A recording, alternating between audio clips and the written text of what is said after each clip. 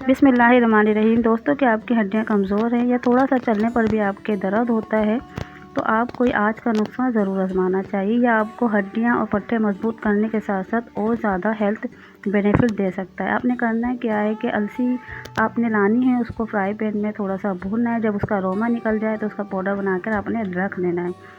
और रोज़ाना आपने करना क्या है कि 1 चाय का चम्मच ये अलसी का पाउडर लेना है। 5 बादाम जो रात को आपने भिगोए हुए थे उसका छिलका उतार के सुबह आपने इसको यूज़ करना है।